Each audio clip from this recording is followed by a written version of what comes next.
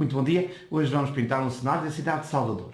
Salvador é património mundial da humanidade. Isto é muito bonito. Mas aqui o que interessa não é o resultado final deste quadro. Aqui o que interessa é qual é o processo. Vocês têm que ganhar confiança à medida que vão desenvolvendo as fases do desenho, dos pormenores, das sombras, da pintura. É isso que vos vai dar confiança para depois terminarem a obra ao vosso estilo. Eu termino de uma forma, vocês terminam de outra. Mas o que é importante é consolidar as fases do processo e entendê-las. Eu vou explicar isso tintim por tintim neste tutorial. Por isso, não o podes perder. Vamos a isso.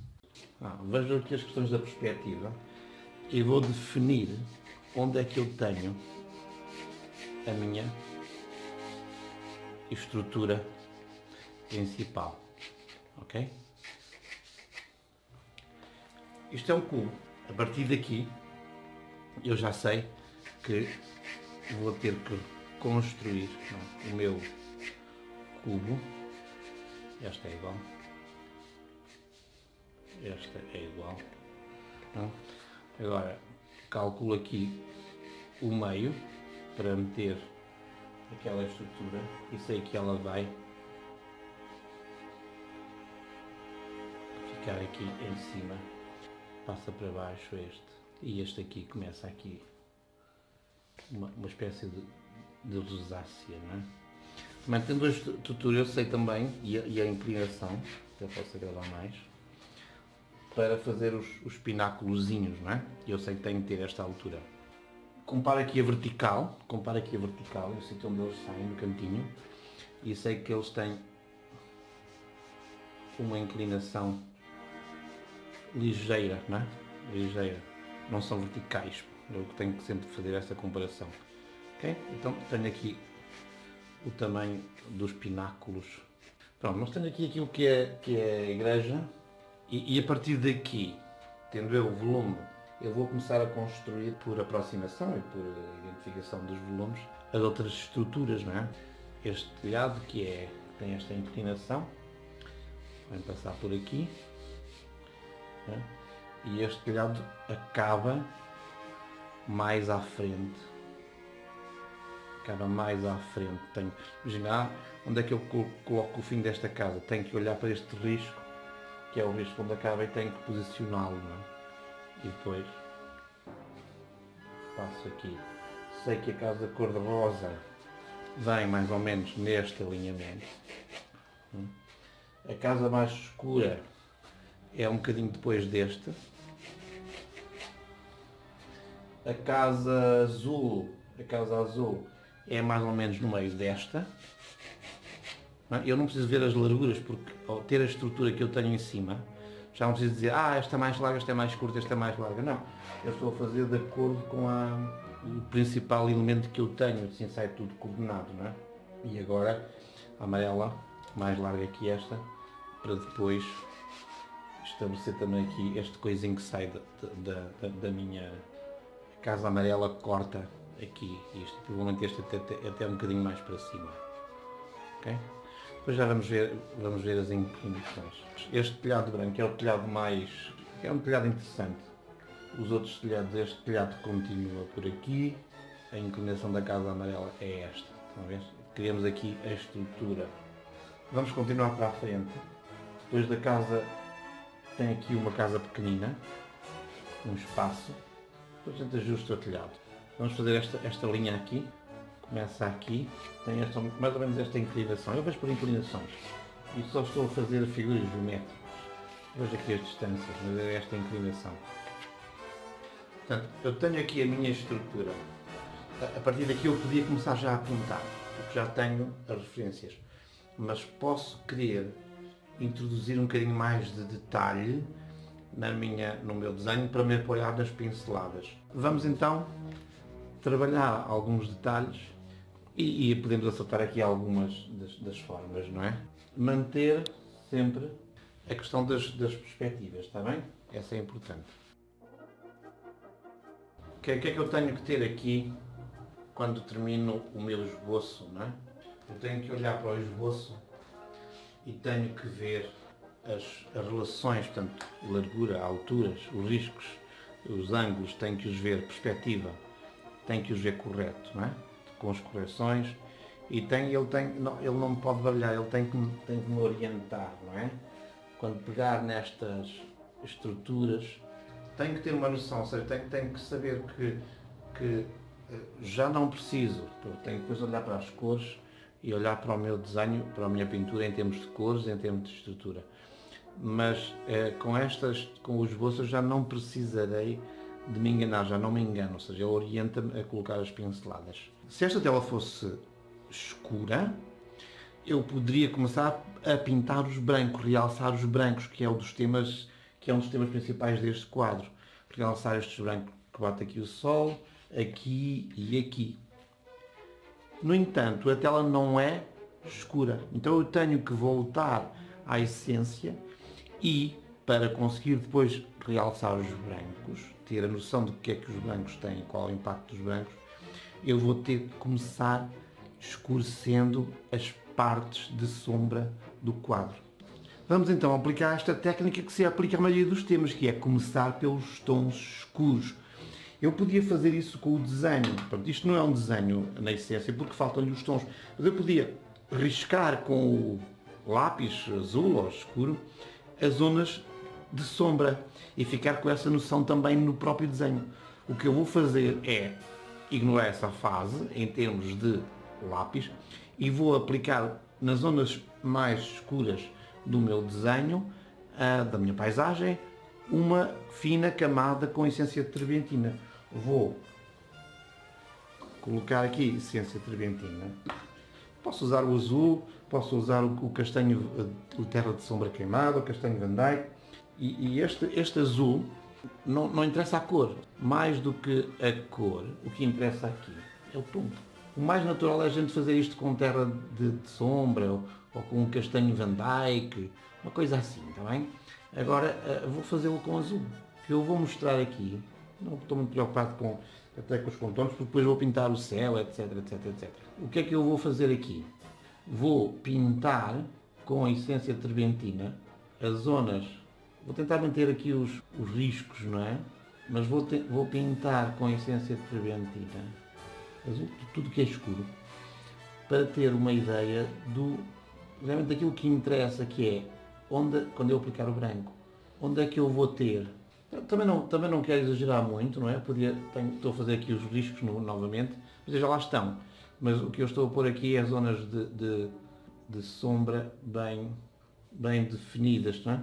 Com esta lógica de preencher aqui mais espaços, na zona escura. E ao fim eu vou ter uma ideia. Porque é que eu estou a pintar aqui porque é que eu estou a colorir isto? Porque depois quando eu pintar o branco, eu não estou muito preocupado aqui até com as diferenças de tonalidade, não é? Não estou muito preocupado com isso. E depois vou olhar aqui para as minhas casas e sem grande preocupação, vocês vão começar aqui a ver. Eu só pinto uma casa de cada vez. Até podia pintar tudo de uma vez, não é? Eu estou a ver também com o desenho a forma das sombras, o sítio, não é? O sítio, para não me enganar em termos de. Não estou muito preocupado sequer em termos de. Esta aqui também é sombra. E vou pintar também esta aqui. Eu posso, se quiser, neste caso em que tenho esta mais escura, posso pôr mais um bocadinho de azul e faço uma ligeira diferença, e depois esta aqui com mais essência de trebentina fica mais clara do que a outra, e esta aqui também muito mais clara. Eu, antes de mais, ainda vou pintar o céu também de azul, até para comparar com este tom, porque o céu é muito clarinho, muito luminoso também, mas é menos luminoso que o branco. Portanto, eu quando pintar o branco quero ter a relação completa. Portanto, vou pintar o céu e depois é que vou pintar o branco e aplico as cores e vamos construindo o quadro. Eu tenho que ter aqui um equilíbrio, tenho que olhar para o quadro nesta forma, tenho que perceber a lógica da luz e da sombra, tal como faço num outro tema qualquer, para eu começar a ter impressões. ou fazer esta marcação das luzes e das sombras, eu tenho a ajuda que preciso para tomar decisões. Eu aqui vou aplicar pinceladas pouco consistentes, ou seja, pinceladas em que a tinta é fluida. Normalmente gosto de fazer pinceladas mais espessas e personalizadas.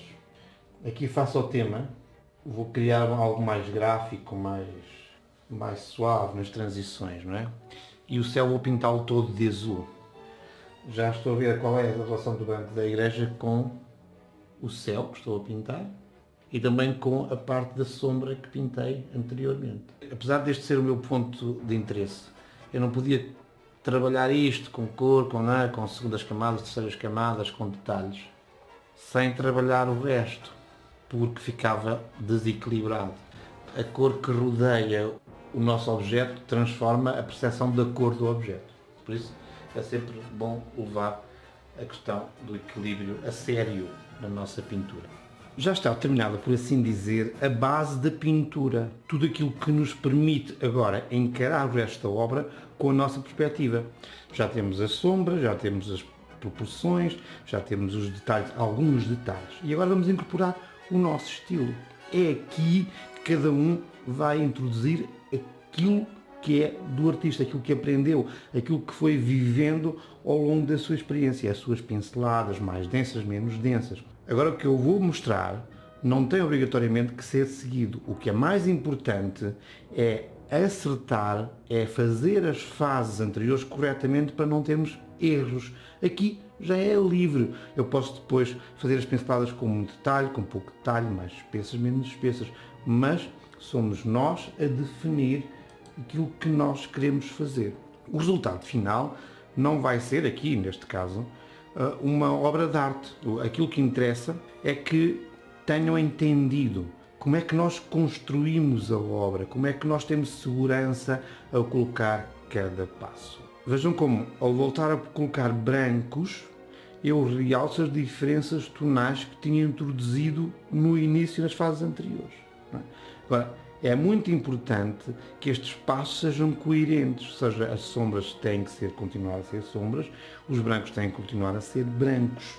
No caso dos brancos à sombra, eu diria que se eu tivesse que alterar alguma questão, por exemplo aqui nos brancos da frente da igreja, que está à sombra, se eu tivesse que alterar, o que eu fazia ainda era agravar a diferença tonal entre a branco luz e o branco sombra, tornando o branco sombra mais cinzento, okay? Do que na realidade. Agora, neste caso, a atmosfera é tão luminosa que o próprio branco da sombra tem a luminosidade envolvente e por isso é menos escuro do que aquilo que em princípio até seria suposto. Mas nós podemos alterar a estrutura das luzes e da sombra para criar mais impacto.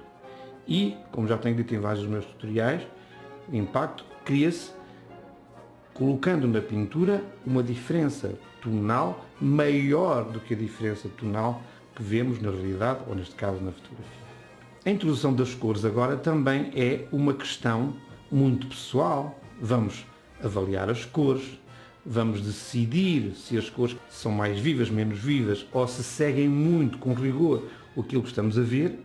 Isso eu não recomendo, ou seja, nunca se trata de saber imitar as fotografias ou a realidade. Não, a pintura é sempre uma questão de interpretação e por isso as diferenças que nós introduzimos, seja na forma, seja nos tons, como já vos disse, seja nas cores, relativamente à realidade, é aquilo que vai fazer da nossa pintura uma pintura pessoal, com informação pessoal.